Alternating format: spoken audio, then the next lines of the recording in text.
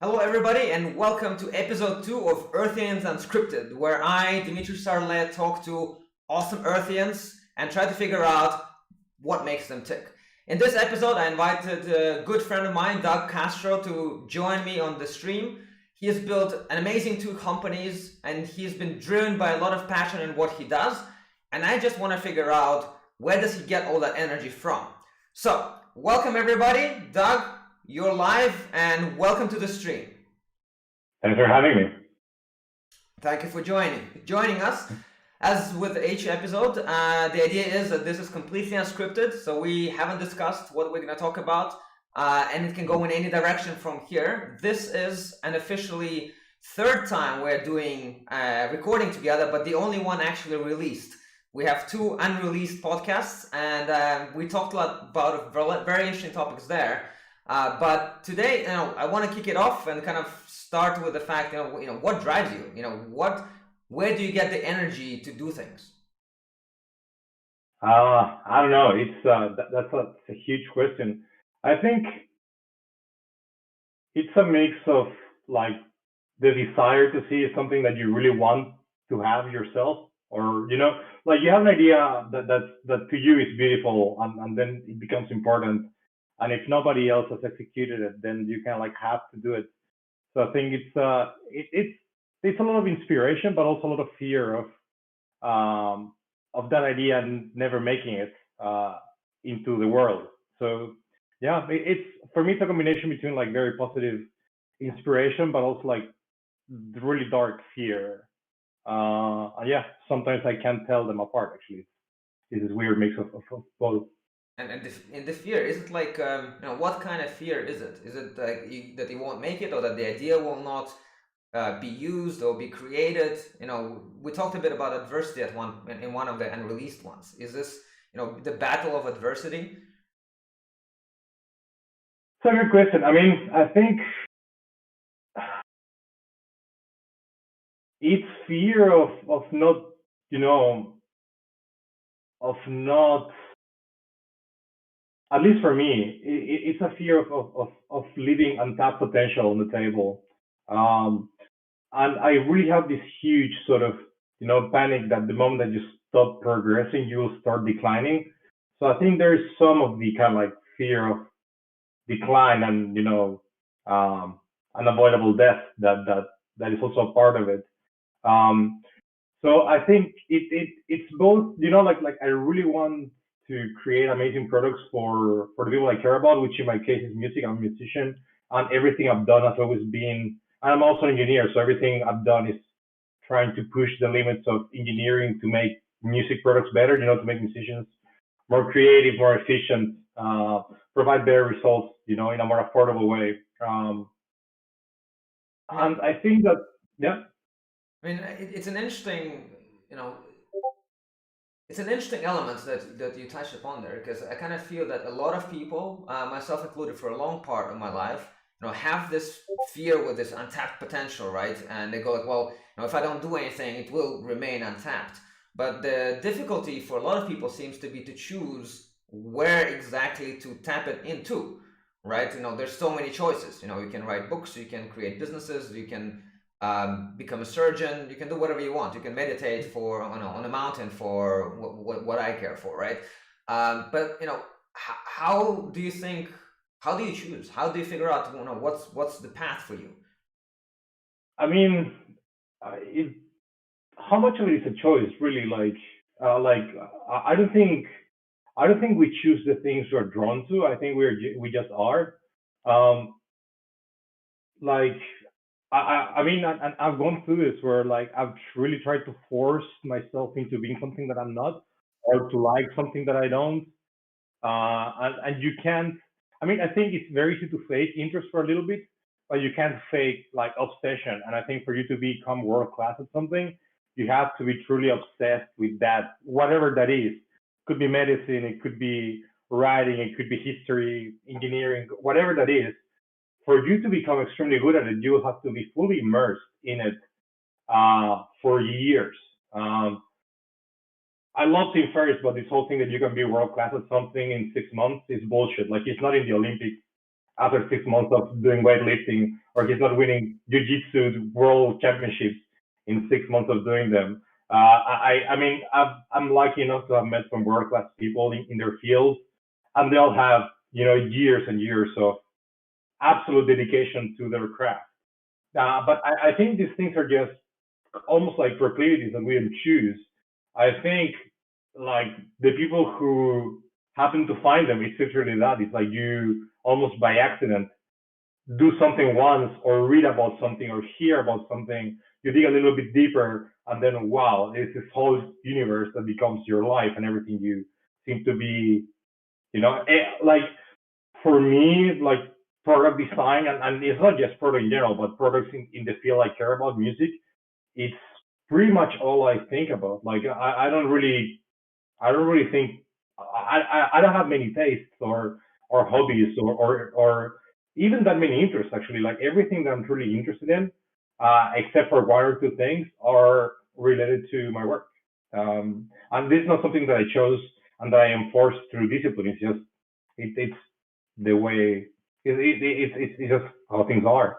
It sounds like a I think sounds like a dream to some of us. Like for me, for instance, right? I'm a person who is in some ways a generalist, right? And I've explored so many different fields, in to some extent, and maybe to an extent that is more than average, right? But it's still a lot of different fields. But it seems to me that very often I meet people who are super passionate about one specific angle, and then only one little thing within that angle, right? And sometimes it's almost like a feeling. I'm not going to say jealousy because I feel that there's a lot of benefits to being a generalist, right? But at the same time, it's kind of like, wow, they got that thing and they can focus solely on that thing and build their whole life fully around it. I look at professional chess players, for instance, or look at you. So I mean, has it always been the case that you just had that one thing, or how did you stumble upon it?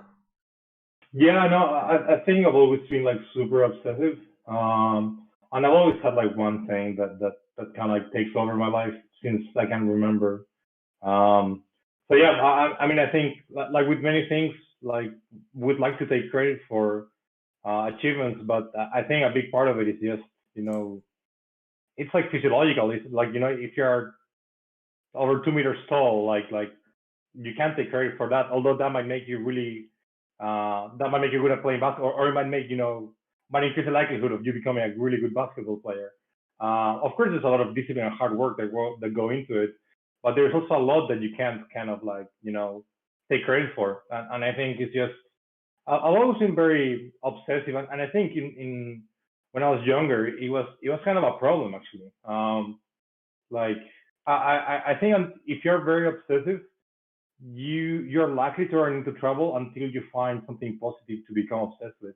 Because if you look into something negative, things can go really bad. Like I think for me, it could have been like either, I don't know, I could have become like a junkie or alcoholic or yeah, or like gone really dark, or I had to kind of like go all in into something, like positive, which is like building businesses and creating awesome products. So but even that, I think I was really fortunate to have found something that I really cared about. Because if not, I think the same obsessive drive could have really easily locked into something that would have, potentially destroyed my life, and we probably wouldn't be having this conversation now. So yeah, there's a lot of luck involved into it as well. Yeah, I think that's an interesting one where, like, I've been thinking a lot about it. Is that, and I'm going to bring a slightly different topic now, right?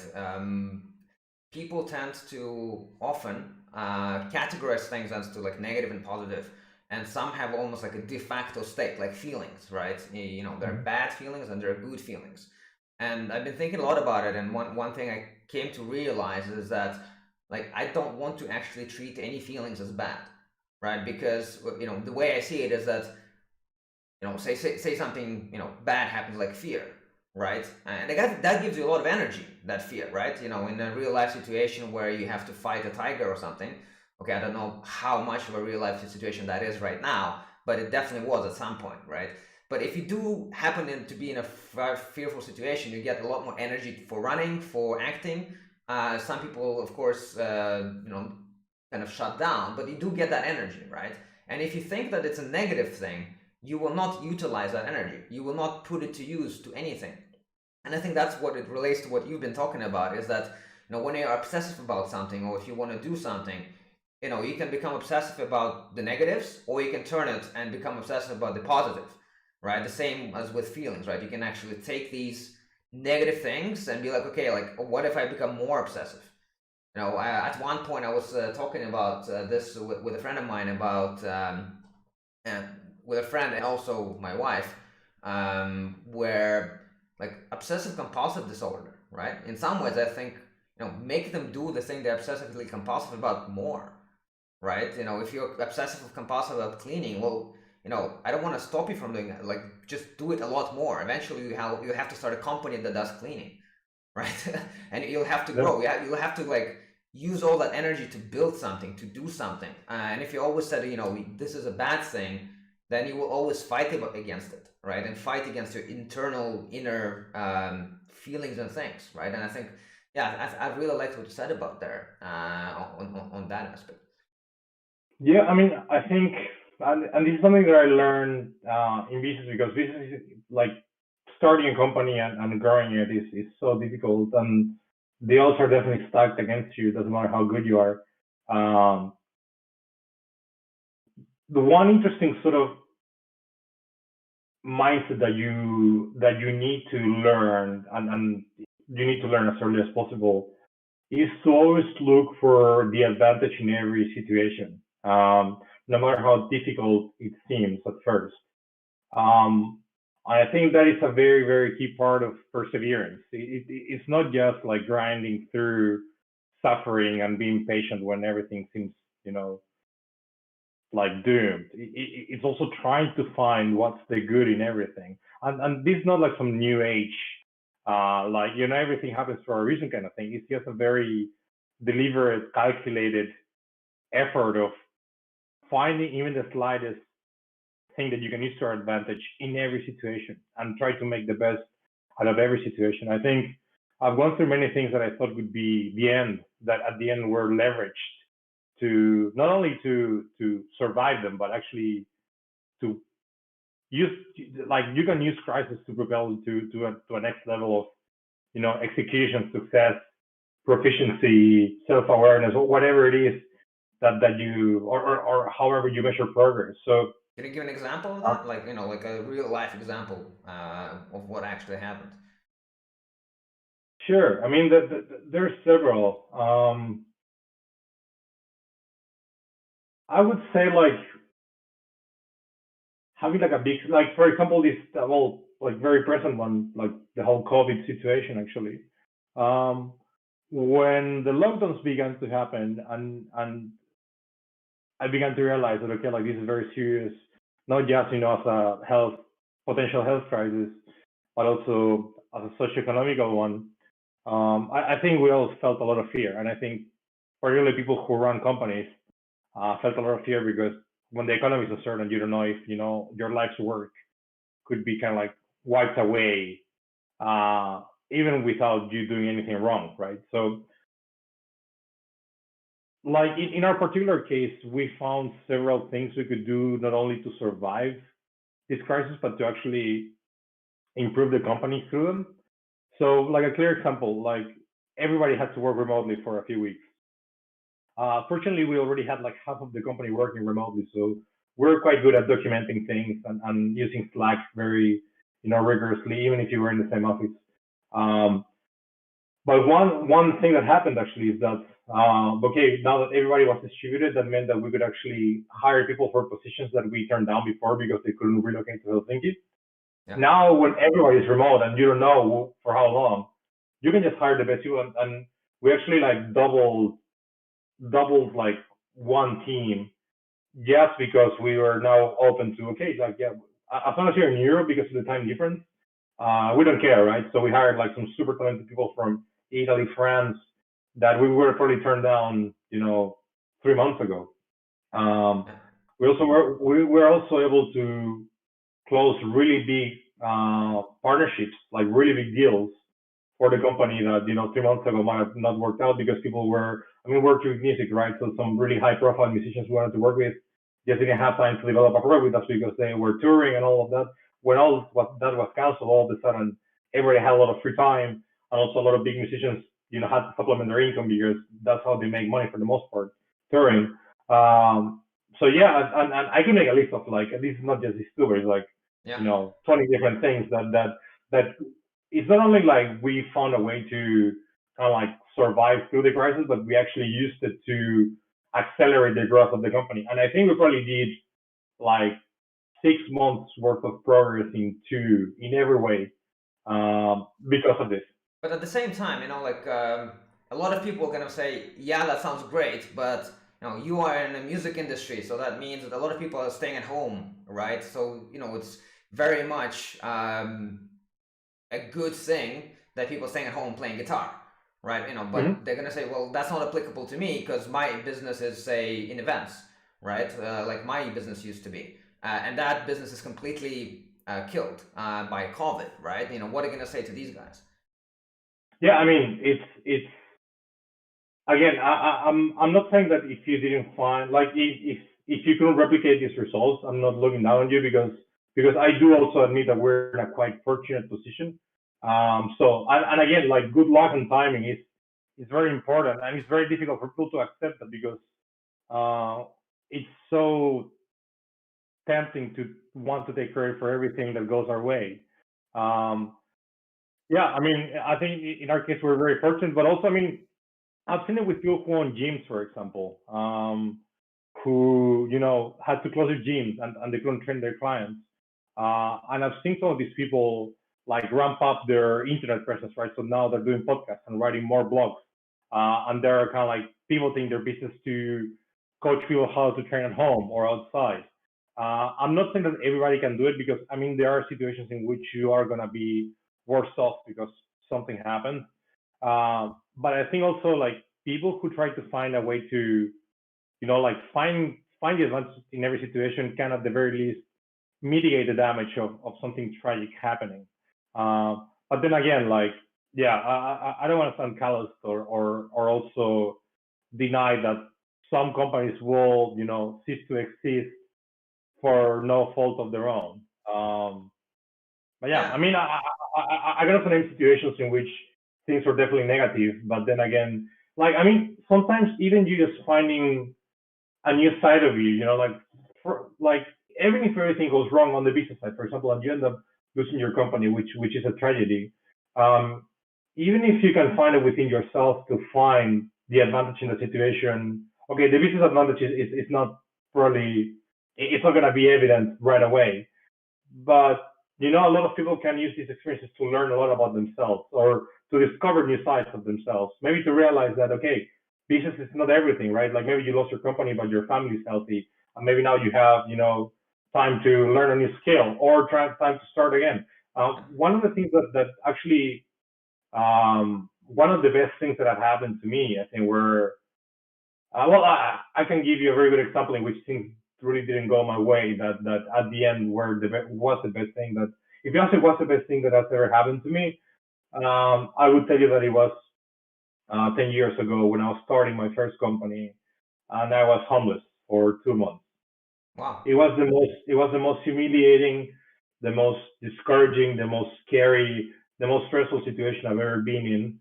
Um, it was just horrible, and it was my worst nightmare, right? Like I had just moved here, and when you come, I'm from South America originally, so when you move across the world from Chile to Finland, you have all these dreams, but also all these fears of like, yeah, you're gonna fail miserably, and you are gonna end up in that type of situation. And it happened to me. So you were like completely homeless Yeah, when you came yeah, over. yeah. Yeah, Wow. I was living I was basically living in the office which the landlords, it was 5 by 5 studios, which it's owned by a great group of people. Uh, when this happened, they let me not only did let me live there, but they also kind of like forgave me like a couple months of rent, or like they told me like you can pay later when you have money, and they were like super gracious and really cool. They would buy me food because I didn't have money for food. Like I was really like flat out broke. Um, but that's when I I think that's when I truly like became who I am today, or that's what started the process of everything that happened afterward. just Can, been can you incredibly positive. pinpoint? Can you pinpoint? Sorry for the break there, but You like, know? can you pinpoint the exact moment when something changed, something broke, when you're like that accelerated you, and how did that feel? Where did it come from? What was happening there? Yeah, I mean, I think touching rock bottom like that, if you're able to take full responsibility, you can begin to do an audit of everything that got you to that place.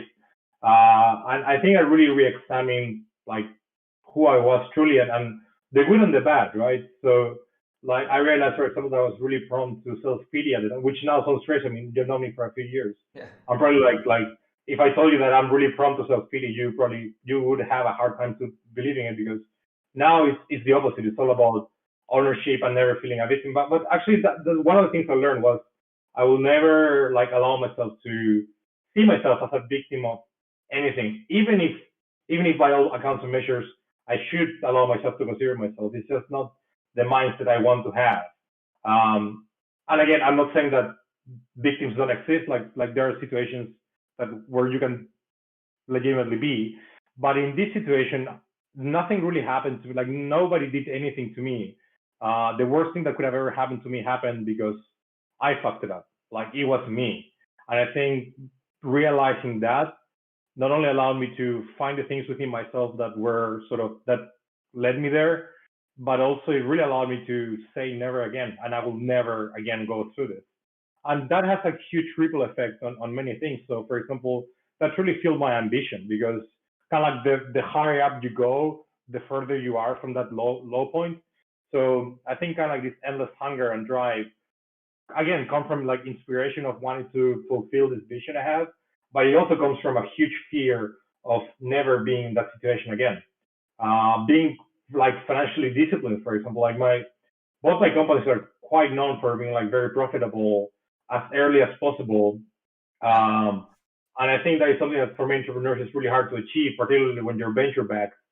But I think for me, again, it's like being very smart with how you spend money and very deliberate with how you spend money and how you save money as well. Like I'm super, I mean, not that austere. Like I do live in a nice house, and I do allow myself to enjoy a good life, but I save as much money as I can. And again, it comes from that. Like if everything goes south, having enough, budget to be able to figure something new and get back on your feet again. And now when you have a family, have a 1 year old baby, all yeah, of these fears are amplified by a million, because as much as it sucks to be homeless by yourself, to put your family through that would be, infinitely more difficult and painful. So, I mean, I think this is just kind of one example of something like a personal tragedy happening to me that at the end ended up, being the best thing that could have ever happened to me. And I think I learned that is possible actually. Like I learned that you can truly make a tragedy into something beautiful, into something amazing. And that you can, like every time something like really difficult happens, I ask myself like, what do I need to do, or how do I need to think in a way that a year from now I will look back at these days fondly. yeah, I'll look back at these days with nostalgia almost. yeah, And I think the moment that you can put yourself in that mindset, you're a lot more likely to find ways out from difficult situations. I was talking to Contriver, or Ryan from Contriver, who actually introduced me to who they were the first investors I ever had on board actually with any of my companies a couple of years ago.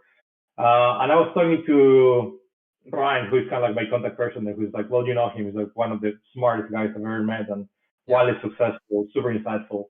Um, and it was a time in which me and the engineering team of Neural were about to launch our first hardware product in the NAM show in January. It was like a month before, and we were working, 7 days a week, 12 hours a day. Everyone was burned out, and we're all super tired. And I was talking to him, and he told me, man, like this reminds me of his days when he was CTO of a tech company. Um, and he told me, you're not gonna believe this, but years from now, you're gonna look back at these days and think, man, these are the good old days. Those yeah, were the good old days. The moment he said that, I was like, yeah, man, it's true. I mean, it's super stressful. The likelihood of failing are huge. Like there's a lot of pressure and stress and uncertainty.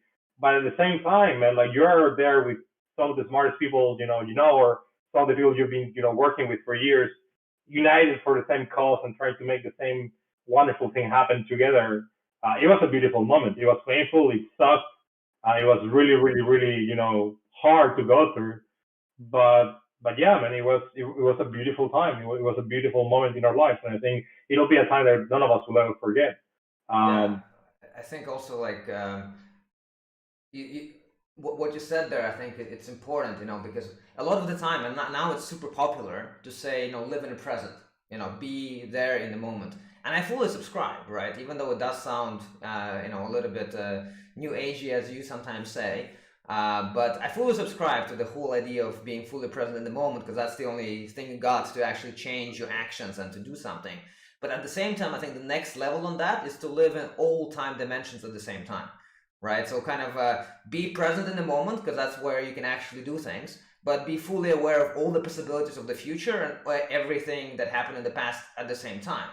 Very often, I use the same trick, right? I'm present in the moment, but in that moment, I realize that this will change, right? Whatever it is happening, this will change inevitably. And even if it's like a really dark or difficult moment, I know that this will become better. Right. So like I actually think, a better way to think about it is to not just be present, but be in like all time spaces at the same time.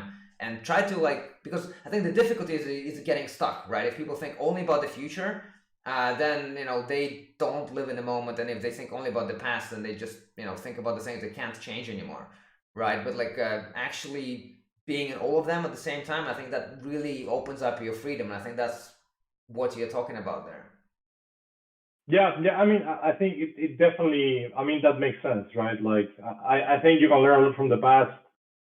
If you're like a CEO, you kind of have to live in the future because you're always thinking about either the future implications of your current actions or inactions. Uh, and also you're trying to, you always have these goals and these metrics that you try to, accomplish, these deadlines you're trying to meet. At the same So time, yeah, at the same time, I think like we even talked about it with you, is that, and I think you're doing that, right? I think awesome entrepreneurs and founders, they live in the future, but they live now, right? So they're like kind of bringing the future and they're like ripping it out and then go, okay, I'm gonna make this thing happen now instead of waiting for everybody else to, make sure it happens. They go like, I have a great idea of how the future might be, and I'm just gonna make it sure it happens, right? So they kind of like accelerate the future, if you will.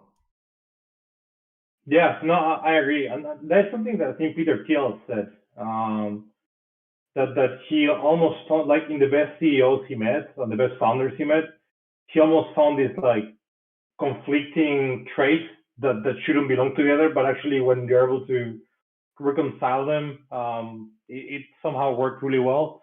So he was talking about, for example, like you need to be able to, I don't know, be a contrarian because you need to, in a way, find unique ideas that nobody else has executed. But you also need to be able to find consensus, right? Like you need to be able to kind of get people aligned around the same idea, or you have to be very impatient because you want something, to happen now, but you also have to be extremely patient because no huge thing was ever built in a day. Um, or you need to be like very, um, in a way, like very stubborn because you might have a vision that nobody agrees with, or you might believe that something's important before nobody really gets it. But at the same time, you need to be really open-minded because maybe the path to accomplish that is nothing like what you planned in the beginning. So, and I think what you say is it's kind of that actually. It's like you need to be constantly thinking about the future, but you also need to be very, very keenly aware of the present. Because if you mess up the present, then there is no future to think of, really. So yeah, I really agree with that. But let me ask you this, and this is related to a question we received on Twitch actually. But I'm going to rephrase it a little bit and then come back to the question. But I've known you for many years, and you have this drive and passion, like almost no other founder I've ever met, honestly. And you've built a company that is, in all likeliness, the fastest growing startup in our region. I can't confirm with numbers. This is my opinion. But that's my feeling, right? Both on the achievement side and, I know a little bit more from internal. I think you go into an amazing place. But, why? Why start a company? And like, at which point do you go like, well, this is success? What does a success mean to you? Why are you doing all this? When are you That's gonna say, I don't I'm know, done? man. Like the word success is a weird one. Like believe it or not, like I think somebody told me like a couple of years ago. It's like, oh, like I don't know, like you're so like somebody referred to me as a successful person, which was very nice of them. But until then, I don't think I ever thought of that, to be honest. Like I think I'm just very focused on all the work that remains to be done, um, which is dangerous because like I'm quite prone to not appreciate what I have or like what I have accomplished so far. But it's like this. I don't know, man. Like it's the word success is just weird because like I don't really believe in success and failures probably in the same way that people believe in them because we kind of like see them as this destination that you arrive at. But what most people need to realize is that you never arrive anywhere. You're always going from one place to the other. Like the path, the journey doesn't end until everything ends, until you die. I think like the journey is as long as your life.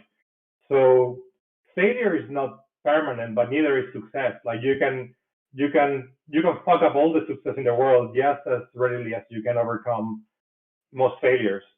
So I think it's really important to realize that they're just like temporary states. Like to me, I see failures as like almost like a opening or like an opportunity to find good insight and experience and knowledge to learn about what went wrong, what you did wrong, everything, um, so you can be better the next time.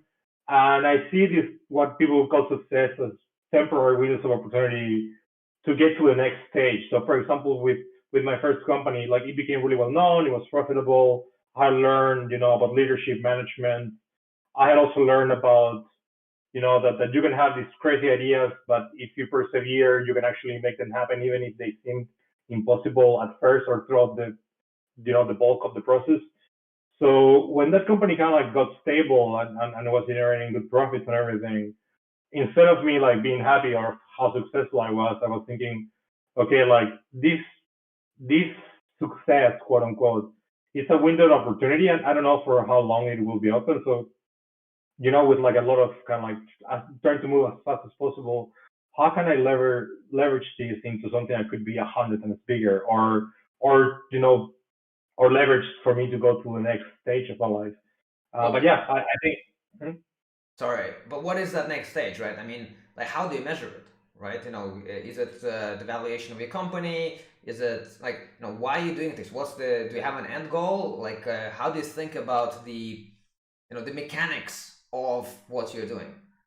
Yeah, I mean, I think I mean, the valuation of your company is definitely not it. I think it's fun to look at your company's cap table and to think of your net worth on paper, but like I'm sure they've made a couple of billionaires on paper that like cash is cash. Like the worth of your stock. I mean, it's important for your company to be valuable. But at the end, like that, I mean, that is kind of like the worst metric for accomplishment or success I've used because I don't know, man. Like for me, success is about creating the best products in the world and to reach as many users as possible, for example.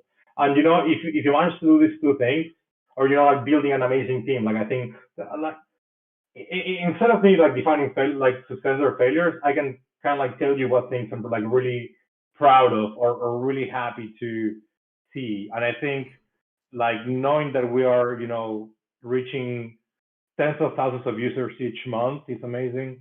Um, working alongside my team and like one of the most remarkable groups of people I've ever heard of, much less being a part of, that is something that I'm incredibly proud. The companies are doing really well, like the sales are amazing, profitable. I'm really proud of these things, and I think if you manage to get all these things right, then your company should be extremely valuable.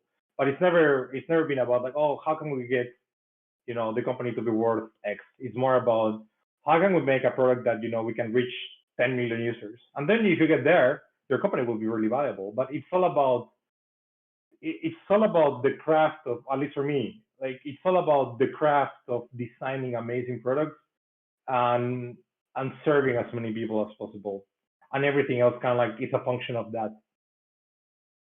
Yeah, I agree with you there. I think if I look at the same question, then to me, just as you said, there's a few things. Like I think one, it's very important to not to define your success by external influencing factors, right? And what I mean by that is like say your family or your society and says, success is when you're a millionaire, right? And then you start chasing that because in childhood somebody told you that that's success, and you get there and you're like, well, this isn't feeling good. Like I have money, but I don't have a family, right? Or and then what I really want is actually slightly different life situation. You might have some more money to change your life situation, perhaps, but that doesn't guarantee success. I know a lot of billionaires who've become super depressed. Some billionaires suicided, famous actors suicide all the time. So rock stars, etc. Right? There's a lot of stories about super successful fake people who are actually internally probably feels like failures, and that's very interesting to me. I always say that if you really want to understand if you're on a path towards what you really want, think of what you really want, then find people who have that and see if they're happy. And most likely you'll find a lot of people that are not happy with whatever it is that you actually want. There's a few things that actually don't fall into that category, and those are things that can't be measured. Like the things you said, right? Working with an amazing team, it can't be measured, right? It's a feeling, it's an environment that you have created, right? It's not like I want to have 7 PhDs, because if you get 7 PhDs, you might get people that have 7 PhDs, but they're not fun to work with. But at the same time, you have very specific PhDs in your team that help you form that. And I think that's a totally different way to think about success. And another thing to me is also, like, as you said in the beginning, it is, what is success? And like, because I think people have this tendency to divide things into like success and failure, right? And I'm like, well, in every failure, there is definitely some success. In every success, there's definitely some failure, right? There's always a trade-off, but you don't have to see it as a trade-off. You have to see it as kind of this non-dual element where there's both in each, right? And I think that's one of the ways I think about success. But it also can be a problem for me personally. I think, and for a lot of people, is that once you get to that stage, you can be happy with anything. You can be happy with what you got, right? And that I think is a somewhat dangerous path, because then you don't have to do much. And that's why I think it's very interesting how you drive yourself, right, through this the concept of fear and your relationship with adversity. And I think all of us have to figure out some sort of an engine that drives us. But I am afraid of engines that are driven by adversity and fear in some sense. I'm trying to build engines that are purely based on kind of like a desire, like how do I want my life to look like, right? Even in my day to day. I mean, that's why I started that podcast, right? And that's why I'm doing it now. I've always wanted to do a podcast, or I wanted to do a live stream, but if I'm very honest, then for most of my life, pretty much all of it, it was only about becoming, say, famous, right? There was this ego-driven thing where I want to have 1,000 likes or 10,000 people listening. And I only started doing it now because I don't have that, right? I just want to talk to you, right? I enjoy our conversations every time we meet, and every time I'm like, damn, I want to write this down. I'm learning, and this is how I want to spend my life. I want to talk to people. I want to learn from them, and I want to figure out like what it means to be done, right? And now I'm like, well, now that I'm gonna be doing it anyways, I might as well record it. And I think that's a totally different mindset. And I think I'm happy that I didn't actually start doing this before, because it would be driven by a totally wrong motivational factor. Yeah, I think that's a really good point. I think doing something because doing something out of desire for like extrinsic factors, like wanting to be rich. Like most people that want to be rich, or like most people think they want to be rich, but I'm not sure if many people really want to be rich. I mean, I'm not like uber wealthy, but I've done well. One of the things you realize once you make a lot of money is that it doesn't really fix anything. Like all of your demons are still there. maybe you have a little bit less fear or anxiety about, because you don't have to worry about paying your bills or missing a mortgage payment. So these things, you can alleviate some of that pressure and angst. But all of the deep troubles you have are still there. And if anything, some of them can be amplified. For me, like success is actually a lot closer to overcoming something than arriving at a happy place.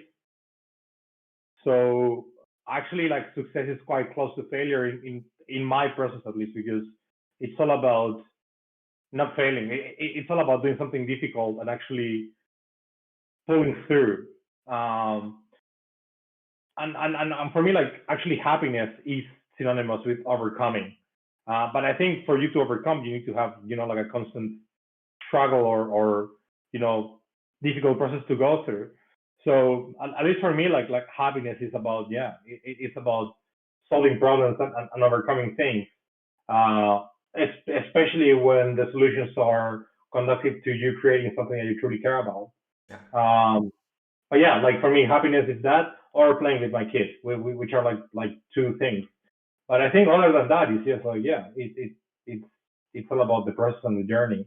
Yeah. What makes you happy? I mean, I've been thinking a lot about the concept of financial success. And like one thing that I got to is like, what is money anyways? Right? Like it's something we came up with, something we invented. And Harari talks about it as well. It's just like, it was very inconvenient to trade with, I give you this, you give me that, and then I have to trade it with someone else in order to be able to get to the actual thing that I need. Right? It was a very complex and burdensome process, and then we like, well, let's have something in the middle that helps us to get what we need.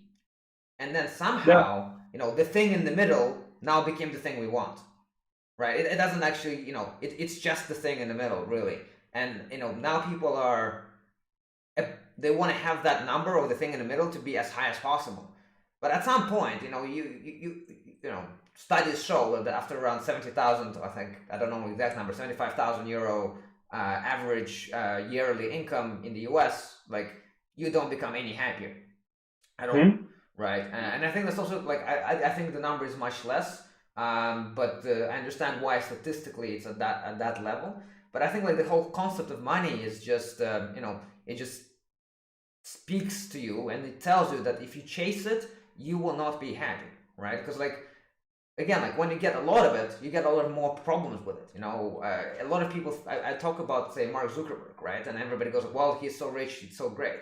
But dude, he has to like, fly to courts. He has to every day deal with all kinds of headaches, right? So I'm like, I wouldn't want to be him, right? In some ways, I'm afraid of success, right? Because it can take away some of the things you love so much in life, right? And I think financial success is the worst of its kind to chase. Yeah, I mean, I think money at the end is just an abstraction layer that made exchange of goods more practical, and yeah, then it became its own thing, and it grew so complex, and now you can get PhDs on the field, and you still don't understand anything, or I'm sorry, don't understand everything. If you have a PhD in economics, you of course understand a lot, but at the end, like what cash is pure optionality. Like it's something that allows you to do with it like a lot of things. But how do you use optionality? It's like that is something that you don't get with cash. Like there's something that I almost struggle with. Like people around me, like employees and stuff, they ask me like, oh, like how should I invest my money? And I'm like, dude, I have no idea. I've never like invested any money. Like I think I made my first investment like a month ago, which was a very small one. Like just because I'm not even good like at making money. Like I like making great products, and then I like selling them too. Like I like to tell stories. I like to build a compelling narrative around a good product. And I think these two things are conducive to you selling a lot of product and by default making a lot of money, or your company's making a lot of money. Actually, that's another good thing we could talk to is like the difference between your company's making a lot of money and you personally making a lot of money. They're not the same thing, particularly in the startup world. But I think like for me, money was. trust me, like when I was homeless, I truly wanted to make a lot of money, but that was just because I was suffering so much because of the lack of it. And the study you referred to is by Dan Kahneman, who won the like Nobel Prize for inventing behavioral economics or co-inventing behavioral economics. And it was, I think it was $70,000 in the U.S. And I think Yeah. that in Europe, the figure is probably much lower because because of the social safety net and like public health care and education. You do need but basically what the study says is like lack of money, it's almost guaranteed to make you unhappy. But once you pass the threshold, like more doesn't have like a linear return on how happy you are, or like linear correlation with how happy you are. I think in Finland at least, I would say that mark is probably like 30, 40% lower. I would say like here I've met people that make, not that much, like 35,000 euros a year, um, so it's like 3 grand a month. And you can tell, I mean, one of the good things in Finland is that you can tell how much money most people have. Like you can meet somebody in a bar, in a party, and they could really be a billionaire or, a bartender. And they dress the same, they speak just as well, they had access to the same education, which is something that, maybe you don't see so much in America or in South America where I come from. So I think like, yeah, here in Europe, it's probably like the cutoff is a lot lower. But I remember actually like having this insight in these moments where I was like super broke. And I remember thinking like, oh man, if I had 1,000 years, this is how broke I was. If I had 1,000 years in my account, I would have no problems. And then like for a second, I was really dumb enough to think, oh yeah, all I need to do is like save a grand and then all of my problems will be solved. And then I realized, dude, like if you manage to have 10 million, you will have problems that you can't even imagine now because now all of your problems are related to paying your rent. And yeah, I mean, I think I was right. So basically, what I realized then is like you need to be able to enjoy where you are now, and you can continue to push and have goals. Like I'm not a monk. Like I do want to like I want my companies to become really big, really profitable. I do want to make a lot of money for myself, my team, stock options and other shareholders like investors. Like I want it all. I want that the company to grow so large and valuable that we all make a lot of money. But how is the key. It's like what's the path that you choose to get there that's the most important to me at least. And I think this is something that also our other investors think have been like very very cool about. I mean there are proper venture capital funds, whereas Contraver is more of a like it's just like a couple of really wealthy guys who are really smart and know a lot about business and psychology who just invest a little bit of like it's big money, but for them it's not that much money. But they just make like small investments into people that they believe in, many times without even understanding what they're doing. But if they see something special in the individual, they seem to like, yeah, we'll take a chance, and I'm really grateful for that. But Trend, which is like more of a traditional VC, well, not traditional, but like a proper VC fund, venture capital fund, they've been like quite zen about it. Like they've never pushed, they're never trying to steer the decision making, our decision making, for example. Yeah. They've always been there, like a very supportive, like a really awesome advisor. It's like people that you can go to when you have questions about, and they do understand like law and finance, for example, much better than I do. So like when we do a financial projection, I will send it to them and see, hey, what do you think? Like or when I get a contract, I might send it to them and say, hey, what do you think? But I think like having people that, and this is why I'm making this point, is that one of the surest ways to become unhappy is to become entangled with people that do not share the same values you do. Yeah. And I think like a lot of great companies are lost because of that. I mean, many companies, how many companies that go south just because the founders kind of drifted apart and they just couldn't get aligned in their missions or their philosophies or their approaches Well, to I'm gonna say 100%, right? Like, and then again, I mentioned this in the last podcast. I'm a mentor at Cocoon, and that's where I spend my time talking to founders, and they always come with a problem, and they go like, well, look, we can't raise money, right? Or our product is not selling. And then I dig deep, right? And I'm like, well, tell me more. How do you work? And then about half an hour of doing that, of this like questioning, there's always an interpersonal relationship problem at the end, right? It's with a co-founder, it's with an employee, it's with an investor, it's with yourself, right? Like even if it's not with everyone else, it will be with yourself. And always at the core, at the end, the real problem has nothing to do with the practical problem. It always has something to do with how you deal with relationships, because that's what we are. Human beings are only good at building relationships, and if you are not good at doing that, well, you are unlikely to build a very good company. And I actually think now a lot more founders are realizing that, a lot more investors. That's why I love Trend. I love Ivar and Tavi. They make me laugh, and I like being around guys like that.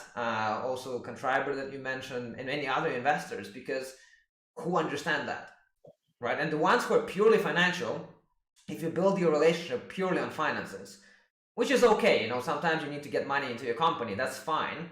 But I think it's going to become more and more of a problem now, because the value of money is like the emotional value of money is decreasing, especially now with COVID. I think that the value of money is decreasing because people realize when they're stuck in their homes that it doesn't matter how much money you have, right? Even if you are very, very sick, well, that's it, right? What are you going to do? Okay, you can, in the US there's things you can do, but like in Finland you're going to get more or less the same quality of healthcare, for instance, right? So the value, I think, of money is going to be decreasing, and what that means is people are going to care a lot more about values, feelings. People are starting to talk more openly about feelings, which I think is great. And I think the ones who get it, they'll get stuff done, right? And the ones who don't, they will always clash. They will always have an emotional internal clash, and they won't even know about it. And I think that's the danger thing, that you make those deals based on the wrong things. Yeah, yeah. I mean, I think this is why desperation is such a big problem, because usually you end up signing off to, like, you end up getting married to the wrong people just because you're desperate. And I think that's why, like, you should never. I mean, you should always try to avoid, um like, raising money is a good example. Like, the best time to raise money is when you don't truly need it, because then you can take your time, and you don't need to take the first deal that you get. Um, and you can truly make sure that you are, walking into, or, like, getting married with somebody that you believe you can get along with. Great. One of the things I appreciate the most, particularly about, like, the way things are now, is that, like, strong co-founder, like Francisco, my co-founder in Neural, very strong personality, very assertive guy, very smart, no nonsense. Like, many people don't know this, but he used to work for me. Not even that, like, in my first company, this is how we worked together for the first time. He was working for my chief of operations, so I wasn't even his boss. I was his boss's boss, and he always respected me enough and had the guts to tell me, dude, you're being an asshole right now. Like, not even, he would tell me alone, not in front of everyone. But sometimes I behaved like an asshole. I was, whatever, 26-year-old, like, immature, inexperienced. Um, I didn't know how to walk the line properly. I mean, I still struggle with it. But, like, after the whole day, like, everybody would go, and he would put me aside and say, like, dude, I think you were an asshole today.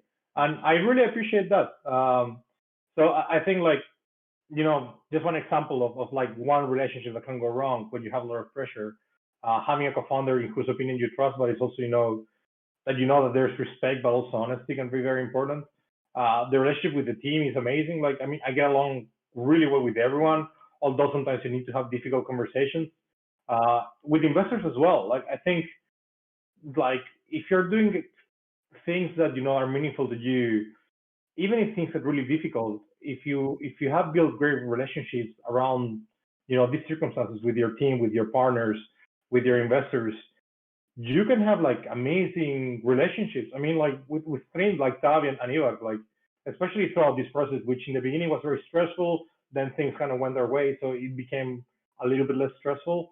They were amazing throughout the whole process. I mean, when I was, like, really, afraid or something, they would send me encouraging messages. Like, Ivar would text me at midnight and, like, hey man, you can do this. Like, little things like that Yeah. are great. So I think that, like, people need to be open to the possibility that you can build a massive organization with, like, lots of money at stake and really high pressure situations, but still build beautiful relationships because of it and build great friendships. I mean, we spend more time with people at work than we never with anyone else. I mean, more time with than our families. Like, especially like I do like, I don't know, 10 to 12 hours of work 5 6 days a week. Like, I'm talking with my colleagues a lot more than I'm talking to friends, my family.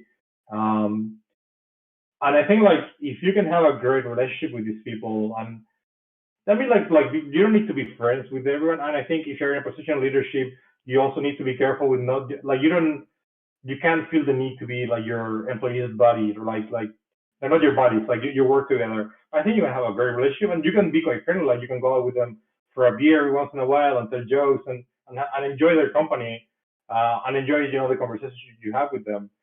Just because it's a business relationship, like just because you're their boss doesn't need to be that doesn't need to mean that they have to see you as an asshole, or just because you have an investor doesn't mean that you see them as these like ruthless money people that don't care about you.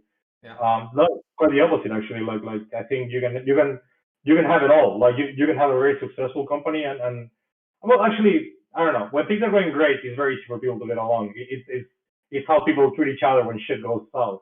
Yeah. That's where you truly see what the relationships are. But I think yeah, if you can go through crisis with people and come out of it more united, I think yeah, it's time that you pick the right people or that the right people pick you. I think that's very important.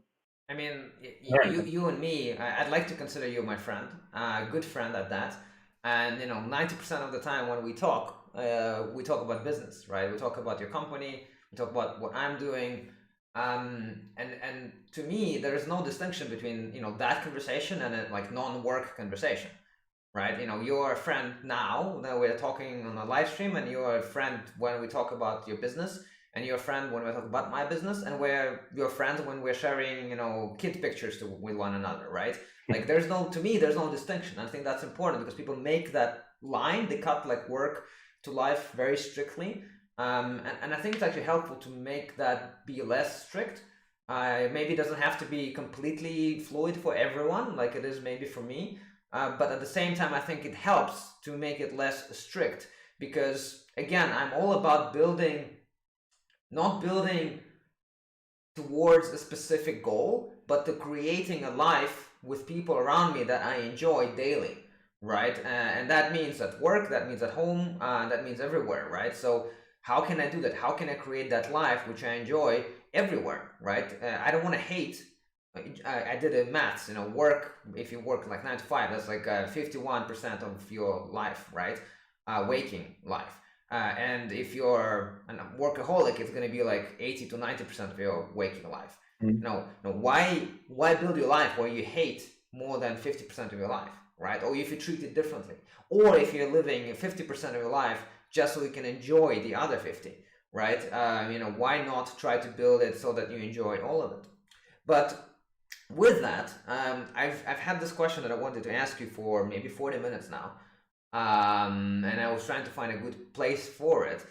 And like you mentioned in the beginning that when you were completely broke, you were homeless, and that drove you to do things, right? Mm-hmm. And you were an engineer and you love music and you went to do that. But like, why build a company, right? Like, why not, become just an engineer or a musician, or find ways of how to scale your craft? Why not just be alone and make the hardware that you were making yourself? Why not stop there? Why did you want to go into building a company? Because there's a lot more to building a company, right? You have to manage people, you have to understand finances, you have to do a lot more that is slightly away from what seems to be your hardcore passion for engineering and building products. You have to do all this other stuff that is perhaps maybe less enticing to do. So why did you actually make that jump and decide to build a company, and why do you want it to be big? Why not settle for 10 million euro revenue company, which is a lot, right? Why do you want it to be as big as possible? I mean, that's two big questions. So I'll start with the first half. Like why be an entrepreneur instead of just an engineer? I mean, I think first is like I'm not the best engineer. Like I'm not even close. Um, but I do think that I'm really good at being good at several things.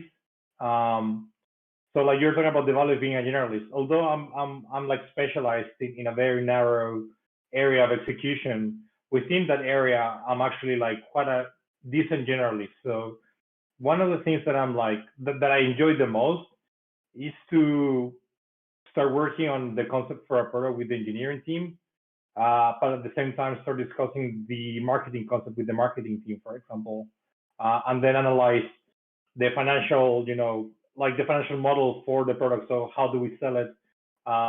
What should our margins be like? How much is the R&D budget? Working with the CFO in that area. Like I enjoy every little aspect, or almost every aspect of of of running a company. I mean, it's very difficult because if especially if you're like a consumer facing company that's making you know hardware and software product, there's so many things you need to be like, not you as a person but you as a company, that you need to be great at.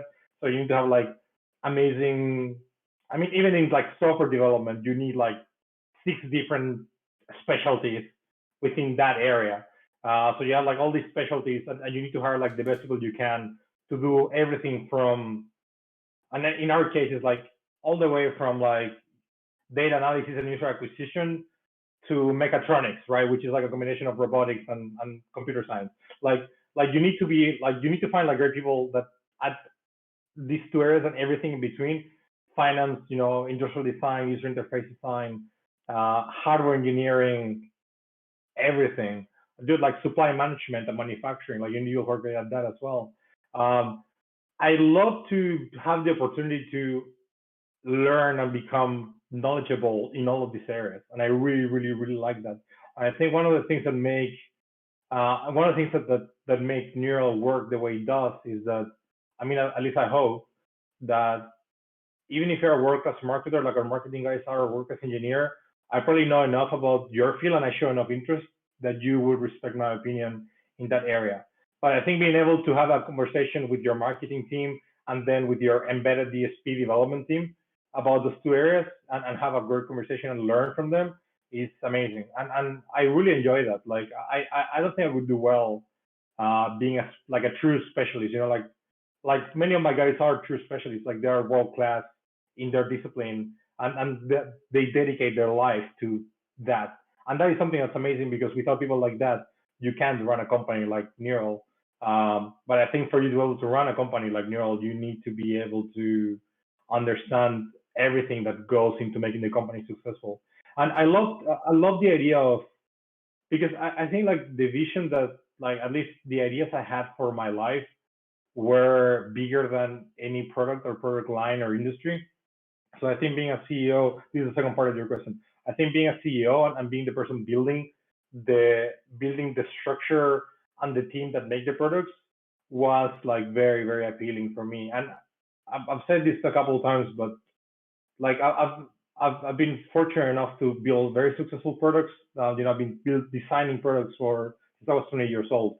I'm not just designing like what controls should they use and what should the interface be like, but also designing the electronics that go into making the product work the way it does, and designing the assembly line for it, like everything. I think that the Neural DSP team is the thing that I've built that I'm the most proud of, or the thing that I've been a part of that I'm the Yeah. most proud of. More than any product, and we have products that like I was doing the math the other day, but I think products that I've like myself designed, or been a key driving force behind, I think it's like, I don't know, 500,000 users, probably a bit less. I would say like Wow. within 250 and 400,000 users.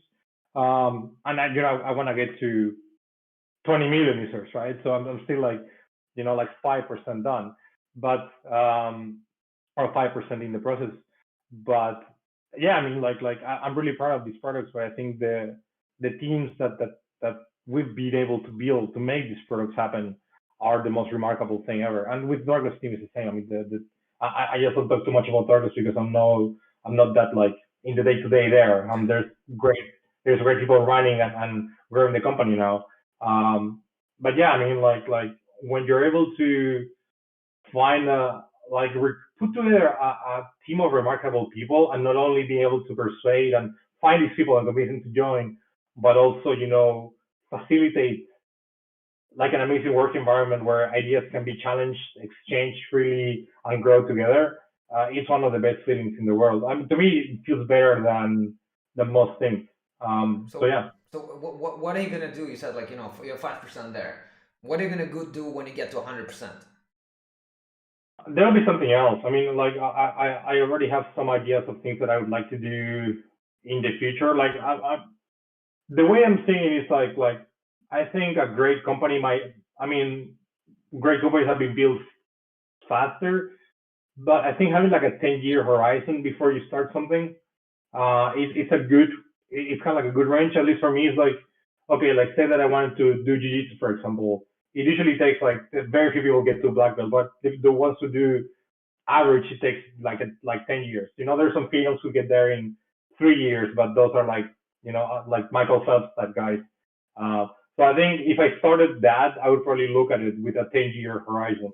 And I think with companies, I do look at them also with a like a 10-year horizon. So I started Dargos when I was 20. I started Nero when I was, around 30. So I think maybe I have some ideas of what I'd like to do, in like 8 years from now. Yeah. Um, but yeah, we'll see. But yeah, I mean,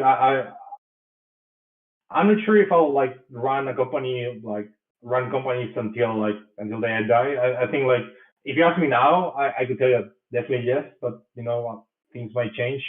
Um, but yeah, I mean, I think the likelihood of me dying at hopefully at 90, getting an engineer for being behind deadline or something like it's definitely very possible. I wouldn't mind if that's the case.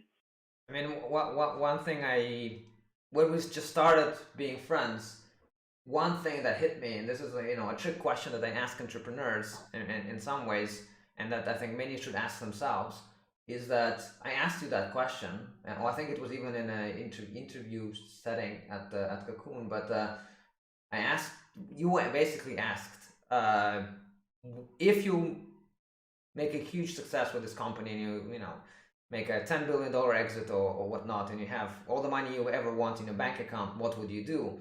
And you then answered that I'm gonna do the same, right? I'm gonna start a company in the music space doing more advanced and more interesting things.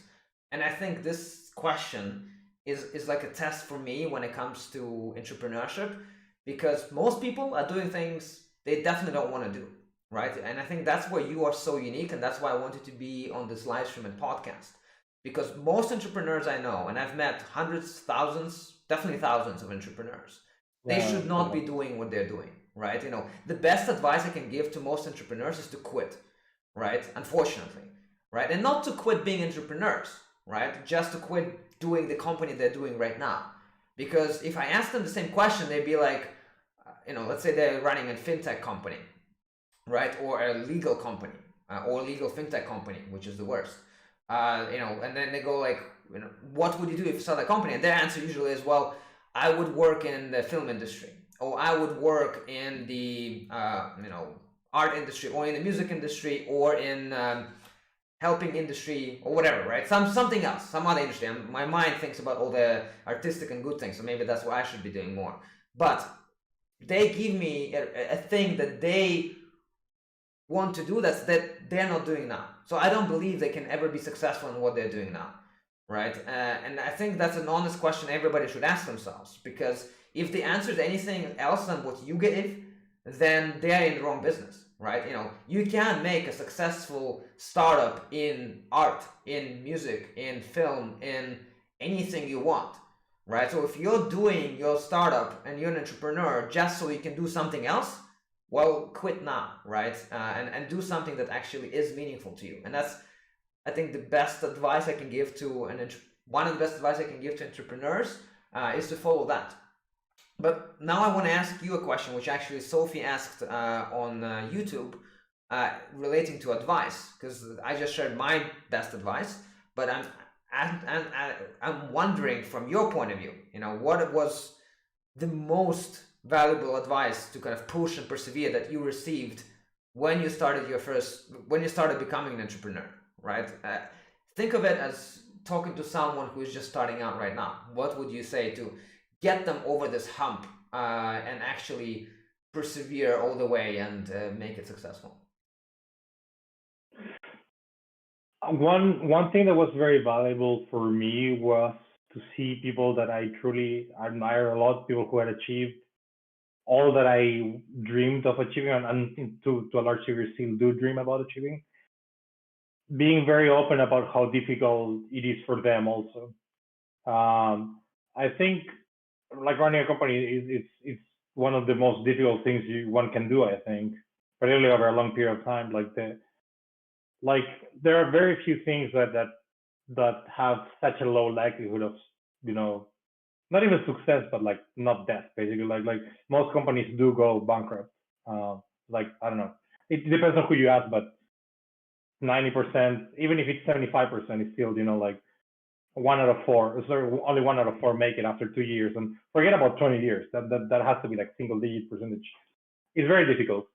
It's very not only difficult in execution because you need to make you need to be very very clever and very smart and be able to I don't know like learn very quickly and execute quickly. Emotionally also it's very difficult. You have to do very painful things. You have to make very difficult decisions. You will have I went through this like very recently. Like you will have to make decisions that will not let you sleep at night. I mean, not the decisions you made, but like not knowing what the right decision is can drive you crazy. I think being aware that my heroes went through the same struggle and still do was very, very, very useful because when the shit hit the fan, which happens all the time, instead of me thinking that, oh, I have bad luck or oh, I'm dumb or oh, I'm a loser or oh, this is so difficult, I realized I just accepted that this is how it is for everybody. And it's something that you have to embrace immediately when you start a company. Like if you don't like difficulty and if you don't like uncertainty, you should be doing something else because it is the most difficult, uncertain thing that you might do.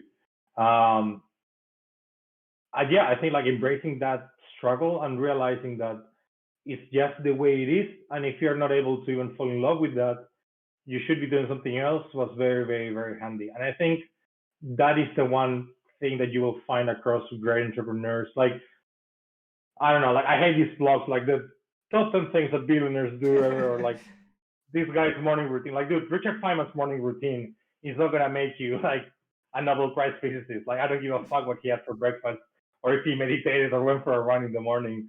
Like, Michael Jordan didn't do like Michael Jordan's routine didn't make like he was just crazy, and then like the traits of success are like very varied, and you find amazing CEOs who are like very good at finance, and then you find people who are very creative and very shit at finance.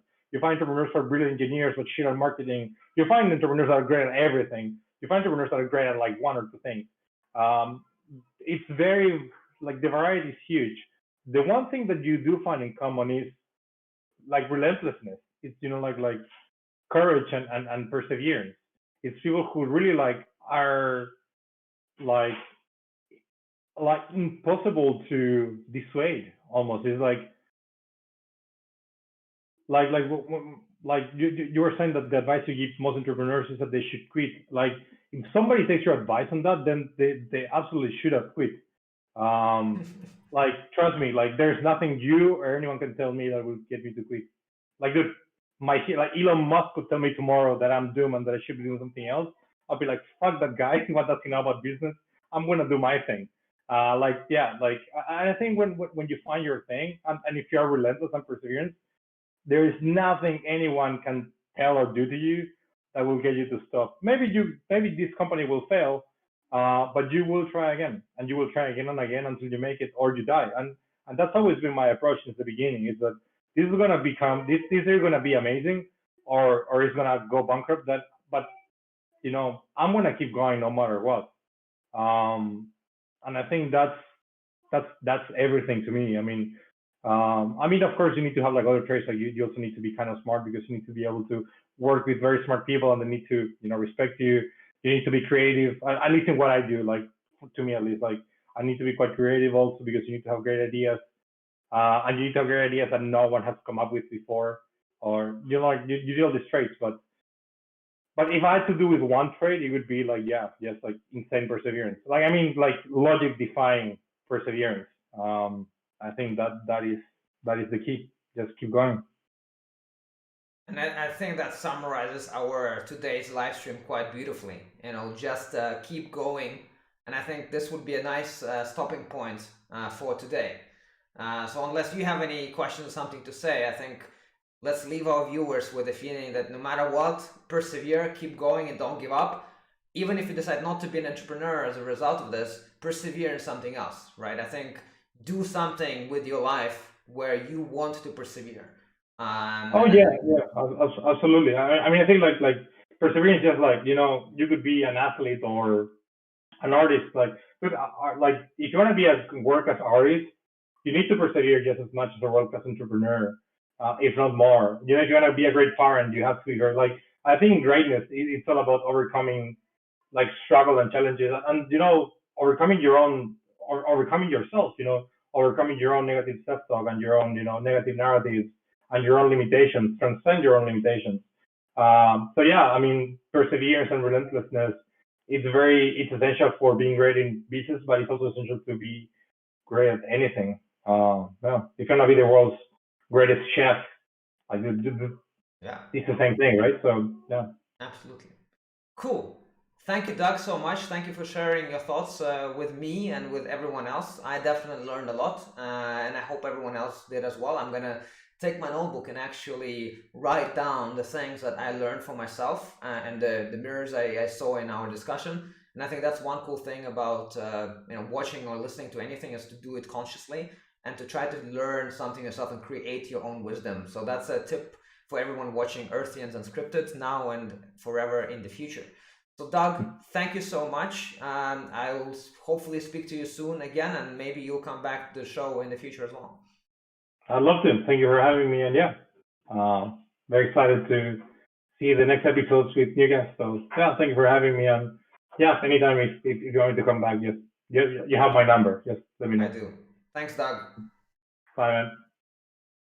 All right. Thank you very much for tuning in and listening to this podcast live stream. If you were on the live stream, I appreciate every single one of you, especially the questions. But if you liked it, feel free to drop some questions now. I'll make sure I ask them from Doug or even myself. Or you can join our Earthians Discord channel or help us on Patreon. So, over and out. Thank you for today and keep in touch.